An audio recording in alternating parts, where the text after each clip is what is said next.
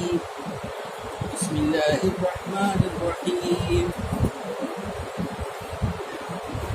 لا تجعل مع الله إلها آخر وتقعد مذموما مخذولا وقضى ربك ألا تعبدوا إلا إياه وبالوالدين إحسانا إما يبلغن عندك الكبر أحدهما أو كلاهما فلا تقل لهما أف ولا تنهرهما وقل لهما قولا كريما واخفض لهما جناح الذل من الرحمة وقل رب ارحمهما كما ربياني صغيرا ربكم أعلم بما في نفوسكم إن تكونوا صالحين فإنه كان للأوابين غفورا وآت ذا القربى حقه والمسكين وابن السبيل ولا تبذر تبذيرا إن المبذرين كانوا إخوان الشياطين وكان الشيطان لربه كفورا وإما تعرضن عنه ابتغاء رحمة من ربك ترجوها فقل لهم قولا ميسورا صدق الله العظيم صدق رسول النبي الكريم.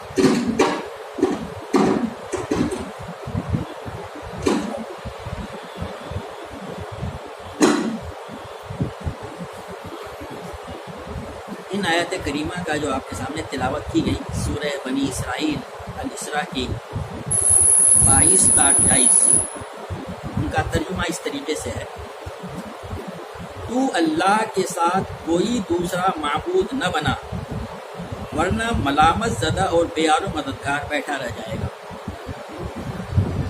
تیرے رب نے فیصلہ کر دیا ہے کہ تم لوگ کسی کی عبادت نہ کرو مگر صرف اس کی۔ والدین کے ساتھ نیک سلوک کرو۔ اگر تمہارے پاس ان میں سے کوئی ایک یا دونوں بوڑھے ہو کر رہیں تو انہیں اف تک نہ کہو، نہ انہیں چھڑک کر جواب دو، بلکہ ان سے احترام کے ساتھ بات کرو اور نرمی اور رحم کے ساتھ ان کے سامنے جھک کر رہو، اور دعا کیا کرو کہ پروردگار ان پر رحم فرما جس طرح انہوں نے رحمت و شفقت کے ساتھ مجھے بچپن میں پالا تھا۔ تمہارا رب خوب جانتا ہے کہ تمہارے دلوں میں کیا ہے۔ اگر تم صالح بن کر رہو تو ایسے سب لوگوں کے لیے درگزر کرنے والا ہے جو اپنے قصور پر متنبہ ہو کر بندگی کے رویے کی طرف پلٹ آئے۔ رشتہ دار کو اس کا حق دو اور مسکین اور مسافر کا اس کا حق۔ فضول خرچی نہ کرو۔ فضول خرچ لوگ شیطان کے بھائی ہیں اور شیطان اپنے رب کا ناشکرا ہے۔ اگر ان سے یعنی حاجت مند رشتہ داروں، مسکینوں اور مسافروں سے تمہیں کترانا ہو اس بنا پر کہ ابھی تم اللہ کی اس رحمت کو جس کے تم امیدوار و تلاش کر رہے ہو تو انہیں نرم جواب دے دو۔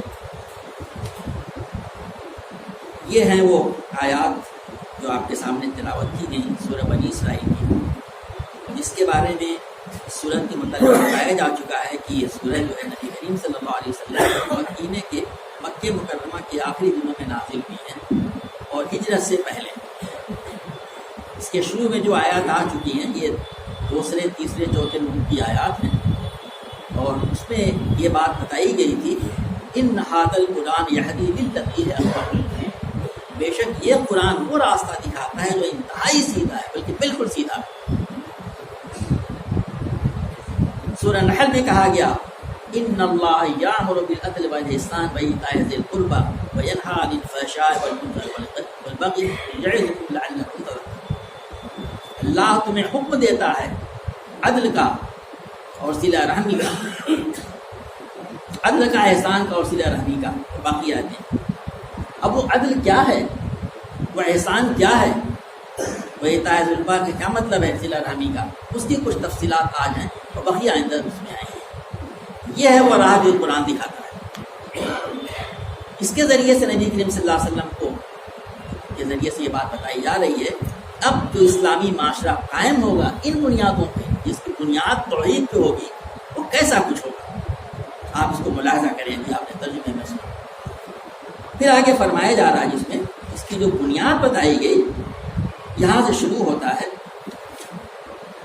لا تجعل مع اللہ الہا آخر فتفقد مذموما مقتولا، تو اللہ کے ساتھ کوئی معبود نہ بنا، یہ بھی تجربہ تو آپ کوئی معبود نہ کر لیں ورنہ ملامت زدہ و بے حرمت بیٹھا رہ جائے گا۔ اس کے بعد سے وہ اور شکیں سنائی جا رہی ہیں جو اس اسلامی نظام کی، اس معاشرے کی بنیاد ہے۔ اس کے بعد سے آخر میں یہ سلسلہ چلتا ہے تقریباً 18 آیتوں تک، اور آخر میں پھر سورہ اسی آیت 45ویں آیت میں کہا جا رہا ہے وَلَا تَجْعَلْ مَعَ اللَّهِ إِلَٰهًا آخَرَ فَتُلْقَىٰ فِي جَهَنَّمَ مَلُومًا مَدْحُورًا۔ تمام احکامات دینے کے بعد پھر کہا جا رہا ہے، تقریباً آدھی آیت وہی ہے جو اس میں آئی تھی، اور تو اللہ کے ساتھ کوئی اور معبود نہ ٹھہرا کہ تو ملامت زدہ اور راندہ ہو کر دوزخ میں ڈال دو۔ اس سے کیا معلوم ہوتا ہے؟ توحید کی اہمیت۔ توحید ہی جو ہے ایک خدا کا تصور، یہ اسلامی معاشرے کی پوری بنیاد ہے، اس کے عقیدے کی، اس کے اعمال کی، تمام چیزوں۔ اسی سے شروع ہوا وَلَا تَجْعَلْ مَعَ اللَّهِ إِلَٰهًا آخَرَ، اسی پہ ختم ہو رہا ہے آیت کا سلسلہ 39 نمبر کی آیت۔ اس سے اس کی اہمیت کا اندازہ ہوتا ہے، اس کو معمولی چیز نہ سمجھا جائے، توحید جسے ہم کہتے ہیں۔ پوری بنیاد ہمارے اخلاق کی اور اعمال کی اسی پہ۔ اب فرمایا جا رہا ہے کہ تو اللہ کے ساتھ کوئی دوسرا معبود نہ بنا لے۔ لا تجعل ہے نہیں، وہ ایک ایسی چیز ہے جو یعنی ایک لغو ہے، گڑھ نہ لے۔ گڑھنے کو ہم کسے کہتے ہیں؟ جھوٹ گڑھنا، کوئی بت گڑھ لینا، کوئی اور چیز گڑھ لینا۔ کہ لا تجعل گڑھ نہ لے، یعنی تو گڑھے گا اسے، ہے نہیں وہ، نہ تو اس کا نتیجہ کیا ہوگا؟ فتفقد، تو بیٹھا رہ جائے گا ملامت زدہ ہو کر کے، دھتکارا ہوا۔ ابھی آپ تصور کیے، دیکھتے ہوں گے کوئی آدمی بے یار و مددگار کے کنارے بیٹھا ہوا ہے، بالکل مایوس ہو کر کے، نو ون ٹو ہیلپ، کوئی اس کی مدد کے لیے نہیں ہے، کیسا محسوس ہوتا ہے؟ کہا جائے یوم القیامت، قیامت کی روز بالکل ایسی دھتکارا ہوا بے یار و مددگار کہ جو آسرا لگائے بیٹھا تھا، اچھا ہوا تو فلاں فلاں صاحب میں دیکھ لیں گے، کوئی پوچھنے والا نہیں، بلکہ الٹا اس کے خلاف مقدمہ دائر کریں گے۔ تو بے یار و مددگار ہو کر کے دھتکارا ہوا، بیٹھا رہ جائے گا، یہ نتیجہ ہونے والا ہے۔ یہ ہے وہ بنیاد۔ اب فرمایا جا رہا ہے وَقَضَىٰ رَبُّكَ أَلَّا تَعْبُدُوا إِلَّا إِيَّاهُ، تیرے رب نے فیصلہ کر دیا ہے، لکھ دیا ہے، وہ بتائے گا نا، وہ جو توحید کا جو تصور بتائے گا۔ اور توحید کیا ہے؟ اللہ خالق ہے، مالک ہے، رازق ہے، رب ہے، حاکم ہے، سب وہی ہے۔ وہ کیا ہے؟ وہ اس کی ذات کیا ہے؟ سورہ اخلاص سے بتایا گیا ہے، اسی کے بارے میں کہا جائے اس نے فیصلہ کر دیا، وہ قضا ربو کا لکھ دیا ہے، آرڈینڈ کر دیا ہے۔ کیا چیز؟ اللہ تعبدوا الا ایاہ۔ اسلام کے عقیدے میں لا سے شروع ہوتا ہے، لا الہ الا اللہ۔ اللہ تعبدو، تم کسی کی عبادت نہیں کرو گے، الا ایاہ، مگر اس کی۔ یہی بات ہے ہم ہر نماز کی رکعت میں کہتے ہیں، ایاک نعبد و ایاک نستعین، ہم صرف اور صرف تیری ہی عبادت کرتے ہیں اور صرف تیجو اطاعت طلب کرتے ہیں۔ تیجو کہا جا رہا ہے کہ تم اس کی، اللہ نے اس کو لکھ دیا ہے، تیرے رب نے پیر پڑا نے کہ تم اس کے علاوہ کسی کی عبادت نہیں کرو گے۔ اور اس کے بعد والدین کا جو ہے حق بیان کیا گیا، ان کا جو مقام بیان کیا گیا ہے، اندازہ ہوتا ہے کہ اللہ تعالیٰ نے اپنے حق کے بعد میں اس کے علاوہ کسی بندگی نہ کی جائے، فوراً دو الفاظ میں وبالوالدین احسانا، اور والدین کے ساتھ بہترین سلوک۔ قرآن پاک میں کچھ اور جگہوں پر بھی یہ بات فرمائی گئی ہے۔ مثال کے طور پہ سورہ انعام میں کہا گیا قل تعالوا اتل ما حرم ربکم علیکم الا تشرکوا بہ شیئا وبالوالدین احسانا۔ اے نبی صلی اللہ علیہ وسلم، ان سے کہو کہ آؤ میں تمہیں سناؤں تمہارے رب نے تم پر کیا پابندیاں عائد کی ہیں۔ یہ ہے کہ اس کے ساتھ تم کسی کو شریک نہ کرو اور والدین کے ساتھ نیک سلوک کرے۔ والدین کا یہ مقام، اگر اللہ تعالیٰ کو کسی کے پرستش کرنی ہوتی، کچھ کرنا ہوتا تو والدین ہوتے، نہیں، احسان، والدین کے ساتھ بہترین سلوک۔ سورہ لقمان میں اس کی تفصیلات بیان کی گئی ہے کہ ہم نے تو والدین کے سلسلے میں خود وصیت کی ہے، ان کے ساتھ کیا کرنا چاہیے۔ وہ انشاءاللہ اس کے آئے گا. یہاں پر یہی بات کہی جا رہی ہے کہ تم ان کے ساتھ میں اللہ کے ساتھ کسی کو شریک نہ کرو، اس کی عبادت نہ کرو الا ایہ.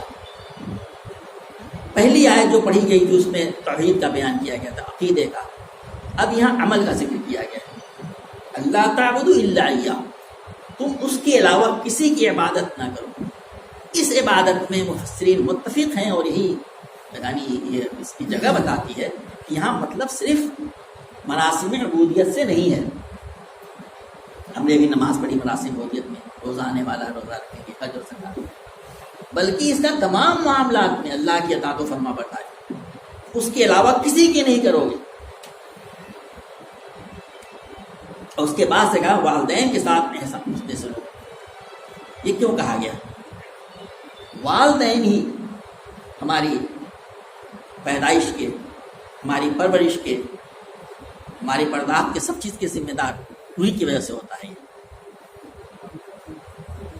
اسلام ایک ایسا معاشرہ برپا کرنا چاہتا ہے، اسٹرانگ فیملی سسٹم. اس کی ابتدا کہاں سے ہوتی ہے؟ گھر سے. تو گھر میں کون ہے؟ ماں باپ سب سے پہلے آتے ہیں. بچوں کے تئیں ہماری جو محبت ہوتی ہے وہ سب کو عیاں ہے، یہ بالکل فکری ہوتا ہے. ہم سب کو اس کا تجربہ ہی ہے، جانتے ہی ہیں کہ چھوٹے بچے ہوتے ہیں، گوشت کا لوتھڑا ہمارے ہاتھ میں اللہ تعالیٰ دے دیتا ہے. 2 سال تک تو کچھ نہیں کرتے، پھر تھوڑا بہت بولنا ہونا شروع کرتے ہیں، اس کے بعد بھی کتنے نام نخرے آدمی برداشت کرتے ہیں. 20-22 سال تک تو تقریباً پورا کا پورا انحصار ماں باپ پہ ہوتا ہے. اس کے بعد سے پھر آپ جو کچھ ہوتا ہے آپ ہوتا ہے. تو یہ ہدایت تو پوری زندگی کے لیے کہ ماں باپ کے ساتھ حسن سلوک، بہترین سلوک، ان کا ادب، ان کا احترام، ان کی اطاعت، اور ان کے ساتھ محبت و شفقت، احترام ان کا، یہ تو سب ہے. لیکن جو ہاں آدمی بھول جاتا ہے، اب جیسے بڑا ہونا شروع ہوا، اب صاحب سروس بھی کرنے لگے، اسکالرشپ مل رہی ہے، کچھ اور کر رہے، اب معلوم ہوا صاحب وہی والدین جنہوں نے اس کی اس طرح سے نخرے اٹھائے تھے، رات رات میں جگے تھے، اب ان کے بارے میں اس کا کیا رویہ ہو جاتا ہے. اللہ تعالیٰ نے اسی چیز کو ابھارا ہے. کہاں پہ کہا جا رہا ہے اما یبلغن عندک الکبر احدہما او کلاہما فلا تقل لہما اف ولا تنہرہما وقل لہما قولا کریما. اب تم میں سے ان میں سے کوئی ایک یا دونوں شکلیں ہو سکتی ہیں کبھی.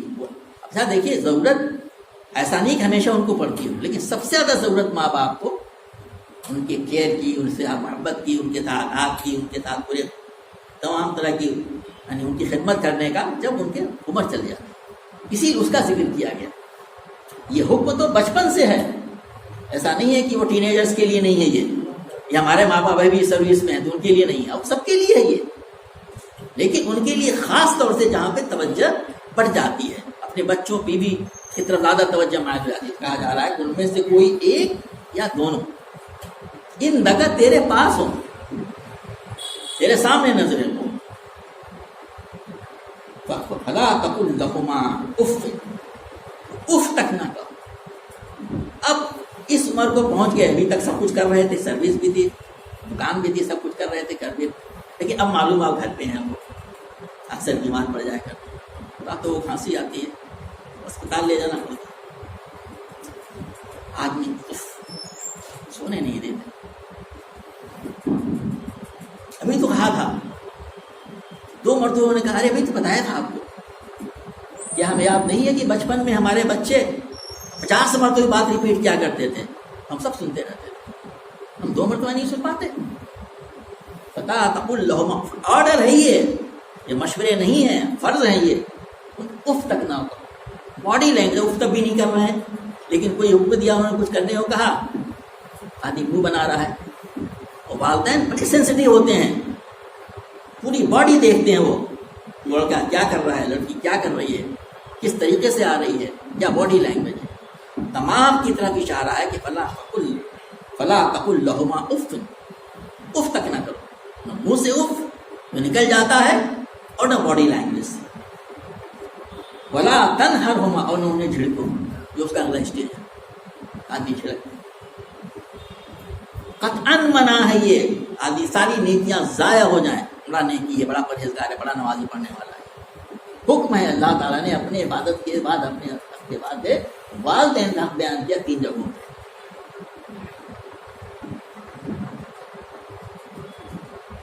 वकुल लहुमा कौलन करीमा, बल्कि उनके साथ एहतराम से बात करो। बात छिड़कने की, बात कुफ करने की, एहतराम से बात करो। आंख में आंख मिला के नहीं, जुड़े हुए साथ जा रहे हैं, कहीं जाना हो रहा है वहां पे। अब हम थोड़ा तेज चल पा रहे हैं, नौजवान हैं, वाली साहब हमारे ज़्यादा ज़ईफ़ है, माता ज़ईफ़ है, उनकी भी आ रहे कतअन नहीं। ये एहतराम के खिलाफ बात है कि माँ बाप पीछे हो और आप आगे चल रहे हैं। बात करने में नरमी, अदब, एहतराम से कुल्लहु कुल्लहुमा, दोनों के बारे में कौलन करीमा, इंतहाई अदब और एहतराम के साथ बात करो। 1-2 दिन का नहीं मामला है, ये हमेशा हमेशा के लिए, अकेजनल नहीं। आगे और कहा गया वख्फिज़ लहुमा जनाह दुल मिनर रहमा, तो वख्फिज़ में कहा जाएगा झुका लेना दोनों के लिए, जनाहत दुल आजिज़ी से बाजू, इस्तारा।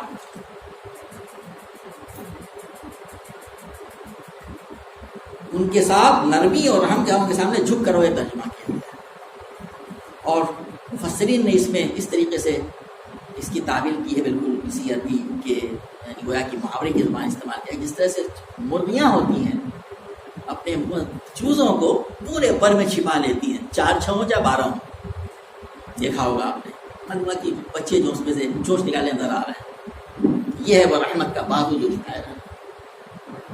उस तक नहीं कहना है, बॉडी लैंग्वेज से नहीं कहना है, झिड़कना नहीं, और हमेशा रहमत और मोहब्बत से उनके सामने को झुक के रहना है। जिस तरीके से हम जब छोटे थे तो हमारे हाथ में इस तरह से 15 दिन का, 10 दिन का, 2 महीने का, 7 महीने का बच्चा ले छुपाए हुए थे, ऐसे ही बिल्कुल तुम अब उनको अपने रहमत, अपने तदल्लुल, आजिज़ी के बाजू में छुपाए रखो।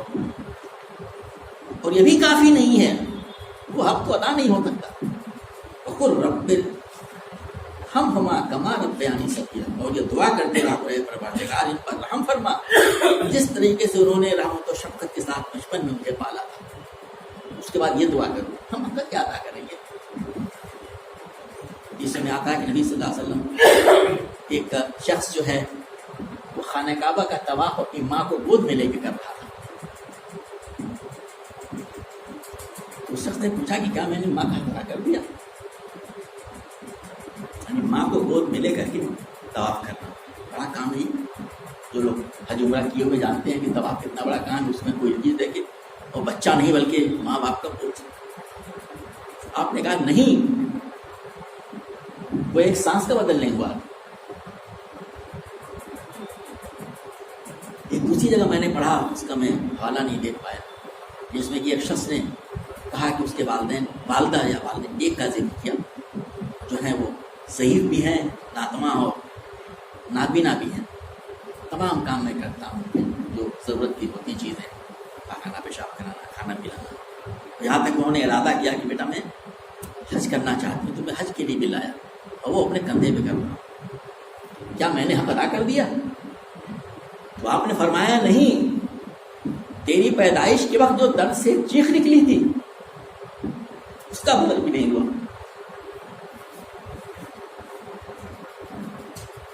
यह है वालिदैन का वो हक जो इस्लाम बताता है। उसके बाद ये भी बात पूरी नहीं हुई।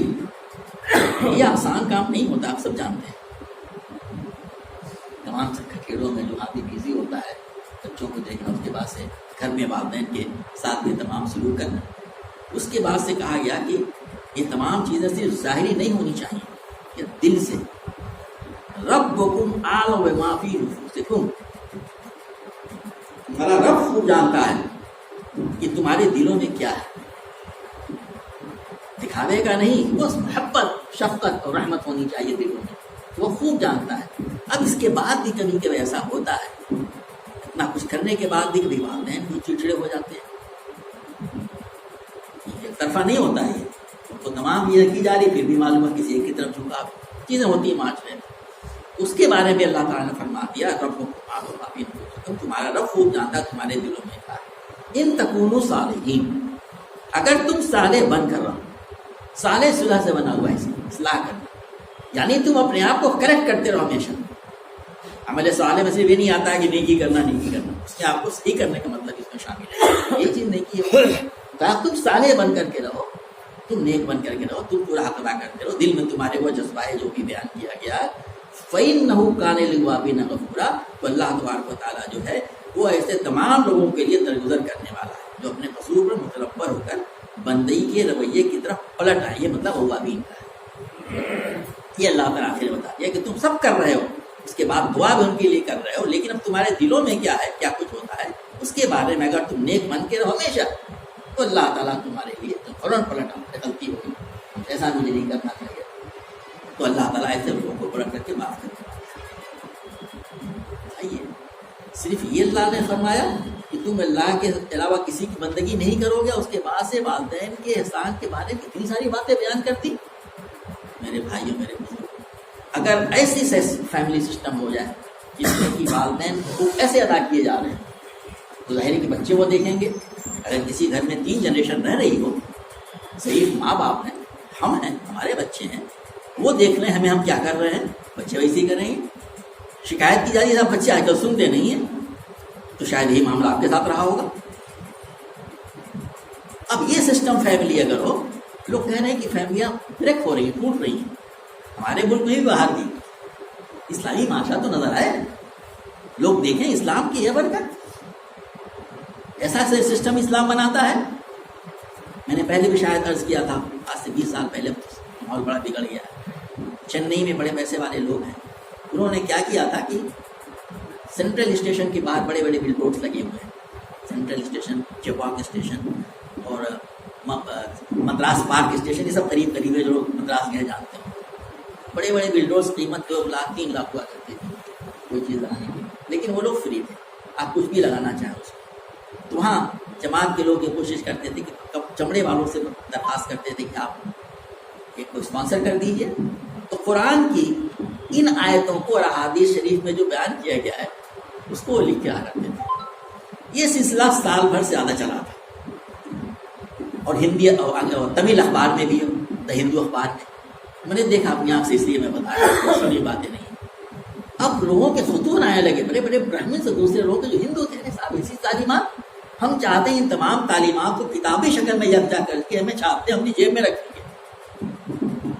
मेरे पास वो किताब जिसमें ही पुरानी तालीमात को बयान किया, इस्लाम ऐसी तालीम बताता है, ऐसी फैमिली बनाना चाहता है, ये है इस्लामी तालीम। अब इतना बयान करने के बाद से आगे कुरान बात करता है, वो आते ज़ल क़ुरबा हक़्क़हू, बताया था मैंने सूरह नहल की आयत से, अदल एहसान बेटा है ज़िल क़ुरबा, अब उसकी तफसील बयान हो रही है। वो आते ज़ल क़ुरबा हक़्क़हू वल मिस्कीन वब्न सबील, और रिश्तेदार को उसका हक दो, मिस्कीन और मुसाफिर को उसका हक। जो जरूरतमंद रिश्तेदार उनका हक है, हक दो, एहसान नहीं हो, अल्लाह ने माल दिया हुआ है तो उसका हक अदा करे। वो उसको देने पे कोई एहसान की बात नहीं है, उनका आपने दिया तो उनका हक अदा कीजिए, उनका शुक्रगुजार आप हो जाए, उन्होंने हक अदा करने की तौफीक बता। और फिर इस्लाम में आशा चाहता है कि घर की बात तो बता दी गई कि फैमिली कैसी होनी चाहिए। अब फैमिली से अब आगे बढ़ेंगे तो रिश्तेदार आते हैं, वो भाई बहन भी हो सकते हैं, वो करीबी रिश्तेदार हो सकते हैं, जितना जो करीब होगा उसका हक दो। और मिस्कीन का, वल मिस्कीन यहाँ पे सिंगुलर में हुआ है, अल्लाह ताला हमारे कितने के मुकल्लफ है खुद जानता है। जो करीब में लोग ऐसे हैं, मिस्कीन कहते हैं उसको, जो आदमी काम भी करता है, बिजनेस करता है, कोई और चीज़ करता है पूरी तरह से, लेकिन ज़रूरियात पूरी नहीं हो पाती हैं, कोई बीमार पड़ गया, कोई फीस नहीं हो पाई, वो मिस्कीन की शादी में आएगा, हाथ नहीं फैलाता, उसका हक है। सोसाइटी ऐसी होनी चाहिए जो पूरे हमदर्द हो, हमारी कमाई, हमारी आमदनी से हमारे लिए मखसूस ना हो, बल्कि उसमें इन लोगों का हक समझा जाए, राइट है उनका। मिस्कीन क़राबतदार का जो जितनी करीब हो, मिस्कीन का जो करीब तरीन लोग हों, और वब्न सबील, जिस ज़माने में यह कुरान की आयतें नाज़िल हुई थी, उस ज़माने में जो थे जगह जगह होटल्स नहीं बने हुए थे ना, सराय बनी हुई थी, और न مسافر خانے بنے ہوئے تھے. کوئی آدمی سفر کر کے جاتا تھا 30 دن 40 دن، آپ نے پہلے ہی سنا کہ مکے سے اور بیت المقدس کا سفر 40 دن 40 رات کا تھا. وہ آدمی جائے گا کہ جا کے رات میں قیام کرے گا، تو وہ مسافر ہے. پیسہ ختم ہو گیا، سامان لایا تو وہ ختم ہو گیا. تو اس میں کوئی اس کے غریب ہونے کی قید نہیں ہے. ایک پیسے والا آدمی تو چوری کر لیا، ہماری ہوا کرتی تھی، اب بحال ہو گیا، تو اس کا حق ہے کہ اس معاشرے میں جہاں جائے لوگ اس کی خاطرداری کریں، اس کی میزبانی کریں. 3 دن کا اس میں پورے قوانین بیان کیے گئے. اسی کی وجہ سے بعد میں اچھے حکمرانوں نے سرائے بنوائے اور مسافر خانے بنوائے. اس کی کیا شکلیں تھی وہ الگ مسئلہ ہے. ذوی القربیٰ کا، ذات القربیٰ، مسکین کا اور ابن السبیل کا حق ادا کرو. اب ظاہر ہے کہ جب یہ کنسیپٹ ہو جائے کہ مائی سیلری وٹ آئی لائک، میرے پیسہ میں جیسے خرچ کروں نہیں کر سکتا. ولا تبذر تبذیرا اسی آیت کا ٹکڑا ہے. اور فضول خرچی نہ کرو. عبداللہ بن عباس رضی اللہ عنہ یہ بیان کرتے ہیں کہ آپ تبذیر کوانٹیٹی کے معنی میں نہیں ہے. فضول خرچی ناحق میں 1 پیسہ خرچ کرنا فضول خرچی ہے. حضرت مجاہد رحمۃ اللہ عنہ فرماتے ہیں کہ اور کہ حق میں پورا خرچ کر دینا بھی تبذیر نہیں ہے، اور ناحق میں ایک دم نہیں خرچ کرنا بھی تبذیر ہے. تو یہی آدمی کر سکے گا جو اللے تللے خرچ نہیں کرے گا. نہیں تو وہی کرے گا صاحب تنخواہ اتنی ہے پورا نہیں ہو پاتا، ہمیشہ روتا رہے گا. کہا گیا ہے کہ بلا تبذر تبذیرا فضول خرچی نہ کرو. اسی کے ساتھ جوڑا ہے کہ قرابت دار کو اس کا حق دو، مسکین کو حق دو، مسافر کو دو، اور فضول خرچی نہ کرو. تو جوڑ ہے نا. تبھی ممکن ہے جب آدمی حق میں خرچ کرے، نیکی میں خرچ کرے، حق سے نہ روکے، ہم لوگ حقدار حقوق کو حق ادا کرے اور نیکی کے کام میں خرچ کرے اور فضول خرچ نہ کرے جو جائز نہیں ناجائز ہے، جو اسلام نے منع کیا گیا ہے. اسی لیے بعد میں کہا گیا ہے ان المبذرین کانوا اخوان الشیاطین. فضول خرچ لوگ شیطان کے بھائی ہیں. شیطان کیا ہے؟ ناشکرا ہے، اللہ کا ادا نہیں کرتا، ناشکری کرتا، کفر کرتا ہے. تو جو لوگ یہ کام کریں اللہ تعالیٰ کے دیے ہوئے مال کو، ظاہر ہے کہ اس مال کو ہی مال ہے جو جائز طریقے سے کیا گیا ہو، حق ادا اس کا نہ کر رہے ہوں، اللہ خرچ کر رہے ہوں، حقداروں کو اس کا حق ادا نہ دے رہے ہوں، کہا کہ وہ شیطان کے بھائی ہیں. اور شیطان جو ہے اپنے رب کا کافر ہے، کفر کرنے والا ہے. کیا تم وہ بننا چاہتے ہو؟ تو یہ بہت اہم بات ہے آج کے معاشرے میں جو بالکل نیوکلیئر سوسائٹی ہو کے رہ گئی ہے. ہمارا پیسہ ہم جتنا چاہیں خرچ کریں، جیسے چاہیں. حق بتایا گیا ہے. اسلام ایک ایسا معاشرہ برپا کرنا چاہتا ہے جس میں لوگ ایک دوسرے کا حقوق پہچانیں، ایک دوسرے کے ساتھ ہمدردی ہو. اب ایسا معاشرہ کر لیں کیا دوسروں کے لیے دعوت کا ذریعہ نہ بنے. یہ جو غلط فہمی ہمارے یہ پیدا کر دی، وہ دیکھیں کیسی سوسائٹی ان کی ہوتی ہے، ان کی فیملی کیسی ہوتی ہے، ان کا پڑوس کیسا ہوتا ہے، یہ کیسے حقوق ادا کیا کرتے ہیں، مسافر کیسے ٹریٹ کیے جاتے ہیں ان کے وہاں. اس کی پوری تفصیلات پر شکل میں آتی ہیں جن کے حقوق بیان کیے گئے.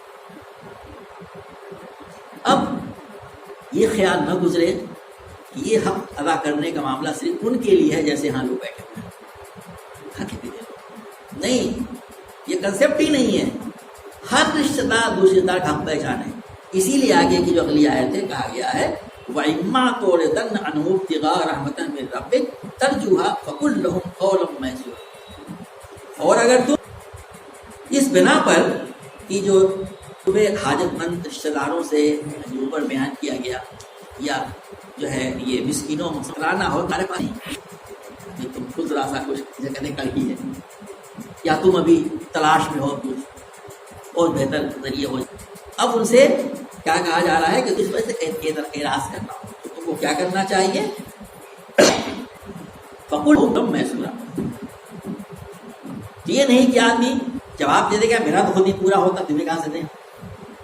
یہ کہ ایسا جو ہے خاموشی اختیار کر لے، کچھ نہیں کہا نہیں ہے، خاموش ہو گیا، کچھ کہا نہیں. اور بلکہ اس کے برخلاف کیا کرے آدمی؟ قولا محسورا، عاجزی سے معافی مانگے.